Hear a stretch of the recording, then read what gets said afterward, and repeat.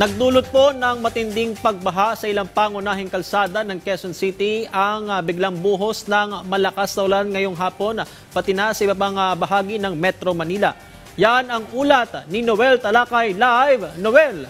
Patrick, kaninang tanghali o hapon, nakaranas ng pag-ulan ang buong Metro Manila at ang ilang bahagi nga ng Metro Manila ay nakaranas din ng pagbaha. Dahil dito, ilang mga kababayan natin ay hindi maiwasan mag-post sa kanilang social media para ibahagi kung saang lugar ang binaha.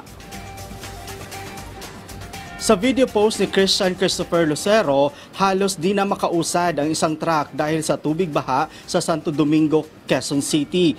Sa isa pang video post ni Kuya Wells Vlog, makikita dito na halos lubog na sa baha ang puting kotse sa bahagi ng V. Luna, Quezon City. Ayon sa nagpost ng video, hanggang baywang ang taas ng tubig baha. Sa video post naman ni Nornel Santiago Kayanga, makikita sa video na malakas ang agos ng tubig sa bahagi ng May Visayas Avenue. Lubog din sa tubig baha ang isang pick-up na sasakyan na kulay itim. Matapos tumaas ang tubig baha sa may bahagi ng Mother Ignacia, corner Summer Avenue, ayon yan sa nag-post ng video. Pinasok din ng tubig baha ang opisina ng Sangguniang Kabataan sa Barangay Varsa, Quezon City. Makikita sa mga larawan na ibinahagi ni Hel Borgonio na kulay putik ang tubig at nagsilutangan na ang iba't ibang mga gamit ng kanilang opisina. Batay sa ulat ng Metropolitan Manila Development Authority o MMDA, as of 4:55 p.m. kanina mula gutter deep hanggang tuhod ang taas ng tubig baha sa ilang bahagi ng EDSA. Above gutter deep naman ang taas ng tubig baha sa ilang bahagi naman ng Commonwealth Avenue.